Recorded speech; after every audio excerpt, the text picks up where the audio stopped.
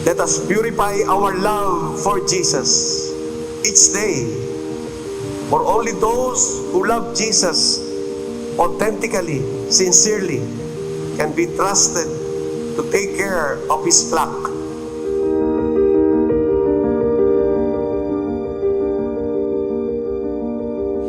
Kahit mabigat ang hamon sa atin sa buhay paglilingkod, sa diwa ng pag-ibig, o tinatawag na pastoral charity, makakaya nating ibigay ang buo nating sarili sa Diyos at sa sambayanan sa diwa ng pag-ibig dahil una tayong minahal ng Diyos.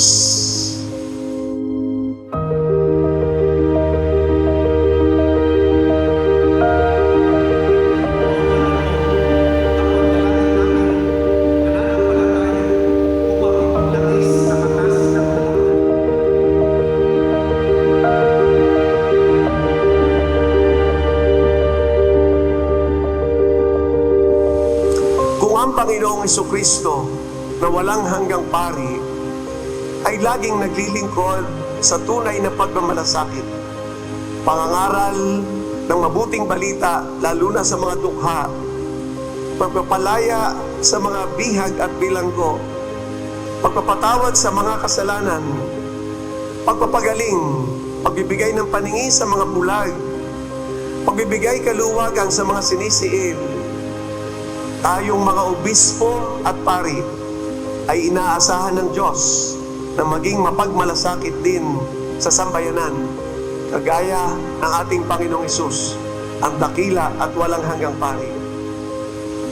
Sa diwa ng taon ng Jubileo 2025 na ito, na ang tema ay Pilgrims of Hope, magbigay pag-asa tayo, minamahal na mga kapatid na pari, sa mga mananampalataya na ating pinaglilingkuran. Ang palaala sa atin ng ating Santo Papa Francisco, at ito'y para din sa ating lahat. Hope does not disappoint because God's love has been poured into our hearts through the Holy Spirit that has been given to us. Hango ito sa Romans 5 verse 5. Mga salita ito ni San Pablo Apostol para mapalakas palagi ang ating pagtitiwala at pag-asa sa Diyos. Sa Tagalog, hindi tayo mabibigo sa ating pag-asa, sapagkat ang pag-ibig ng Diyos ay ibinuhos sa ating mga puso sa pamamagitan ng Espiritu Santo na pinagkaloob na sa atin. Minamahal na mga kapatid na pari, bilang mga lingkod ng Diyos at ng sambayanan, kailangan natin maging masagana sa pag-asa para makapagbigay pag-asa tayo sa iba na pinanghihinaan ng loob. We need to abound in hope.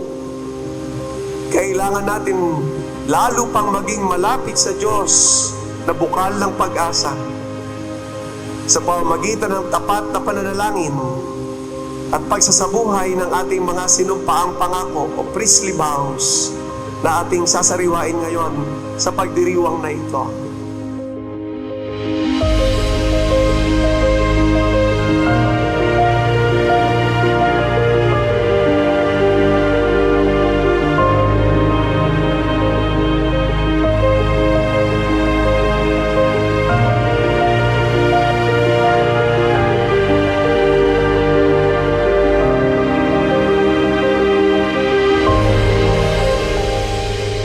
Mahaba pa ang ating lalakbayin. We are pilgrims of hope. Pero kasama natin ang Panginoong Hesus sa ating paglalakbay. Siya ang daan, katotohanan at buhay.